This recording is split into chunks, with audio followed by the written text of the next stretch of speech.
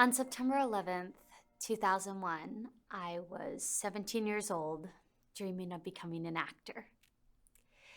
Then I watched the planes strike the Twin Towers on TV with my mom, and then I went to school. I remember how quiet it was on campus that day. Like the rest of the world, we were all in shock. As news of the Pentagon and Flight 93 trickled in, one of my history teachers told me, they're going after our government. In the next few weeks, we heard rumors of an intelligence failure. We learned about the terrorists who claimed responsibility for the attacks.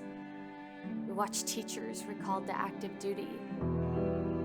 Suddenly, it seemed to me that heroes were exactly what America needed. All my life I've loved these stories of myths and magic. Those with power who turn the world from dark to light. I thought villains were bound to paper, never thought they'd be real and at our door. But I am no one to face them, try as I might. Still everyone all around me is praying, wondering if we are safe and saying what we need now are people who can fight. Maybe I could be brave. Maybe I could be strong. Maybe I'm more than I've ever shown. I just need a leap of faith. I just need to step into the unknown. Up till right now, life felt somehow fairly certain. I tell stories from a distance, safe and sound. But now I wonder if I could go higher. Do I have what it takes? Am I prepared for what could happen when you fly too far from the ground? I could fall, I could find I'm lacking as the odds up ahead keep stacking. Maybe I should keep to where I'm bound. Or maybe I could just jump. Maybe I could dare one day to see if I can hold my own. I'll never really know what's there if I never step into the unknown. Something out there in the blue yonder calls to me. I hear it more clearly with each passing day. How can I live with myself if I turn away? How can I reach my peak if I never climb? How can I find my finest hour if I'm just marking time? Maybe I'm brave, and maybe I'll look back one day to see how much I've grown. Because I took that leap of faith. Because I took that step into the unknown.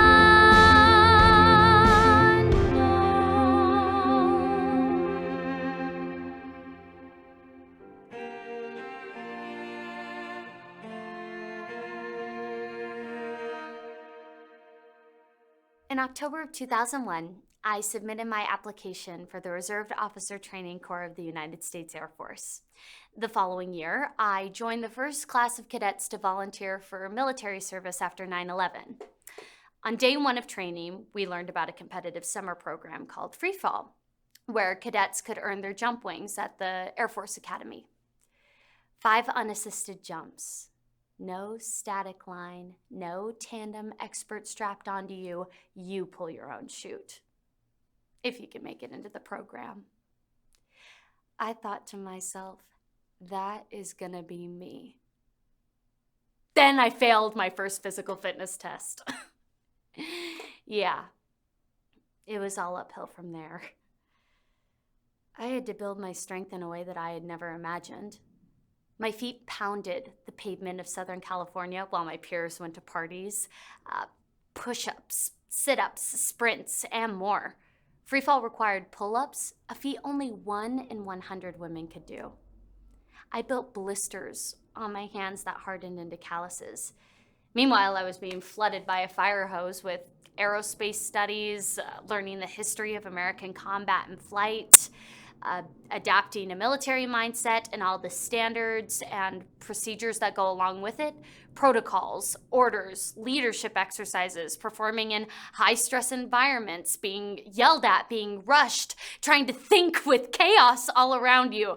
I was in it. I was doing it all and well. I wasn't just surviving, I was thriving. Rising to the top of my class, I was backing up the hope I had had for myself and the humility gained from that first failure with action. I was building confidence in my abilities. I wasn't going to settle for anything ordinary. I wanted to be the best. And I was. I earned my spot at Freefall and took my orders to the high altitudes of Colorado Springs, where my training was just getting started. We drilled for days so that the checklist would be seared into our minds, even if we were afraid. Right hand holds the door, right foot braces below. Left hand holds the outside of the door, left foot below braces. You face the rear of the aircraft at Freefall. They don't really give you a chance to look down, but it's hard not to when the entire left side of your body is literally hanging outside of an aircraft. We practiced landing in trees, protecting our eyes and arteries. We practiced mid-air collisions. We practiced the parachute landing fall from 6 inches, 3 feet, 8 feet, right hand, right foot, left hand, left foot, check in. We said it so many times that we woke up from sleep repeating the checklist. And then it was time to load into the UV-18 Twin Otter aircraft. I was first to jump, so I sat right next to the side loading door. At 10,000 feet, they opened the door, and I realized it had been the only thing separating me from the wildest blue yonder I had ever seen. I can still remember my jump master's words. Cadet Corbeil, are you ready to jump? Freefall, stand by.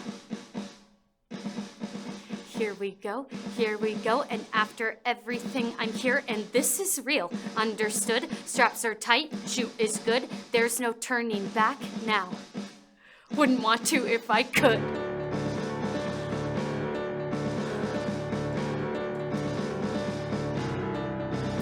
So when he says stand in the door, I take a breath and count to 4. Just keep your mind on what you know and not so much on what's below. It could go wrong, but not today. Then suddenly I hear him say those final words, and here we go. Right hand, holy shit, right foot, this is it. Left hand about to fall, left foot from a plane, check in, here we go. Jump!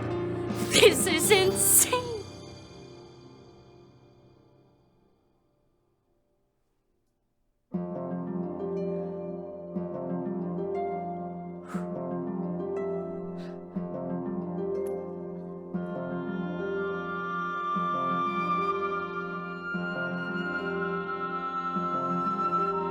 Soaring and surging, ascending, emerging, inhaling and scaling the sky,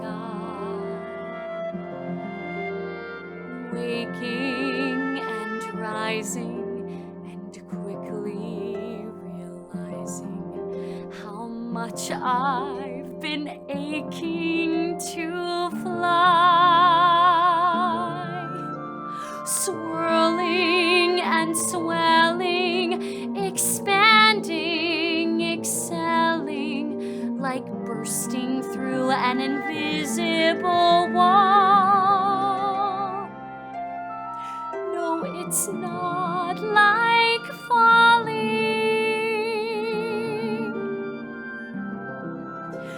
it's not like falling at all. Once I wondered if I was strong enough, brave enough to make it through.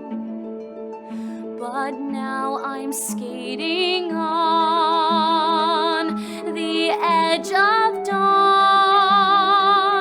There's nothing I can't do.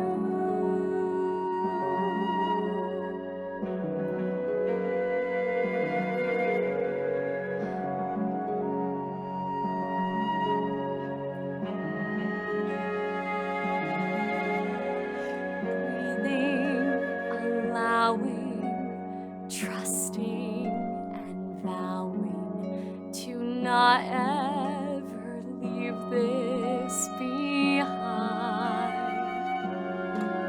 I panicked sincerely, but now I see clearly. The fear was all in my mind.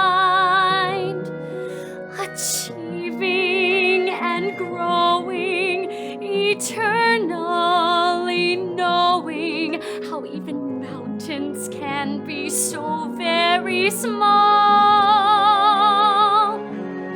No, it's not like falling.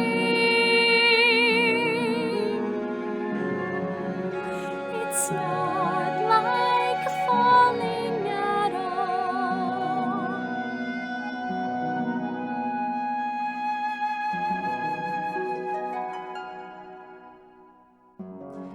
I'll never forget sitting below a perfect canopy as the sun painted golden brushstrokes across the Colorado skies. It was quite literally the height of my military career.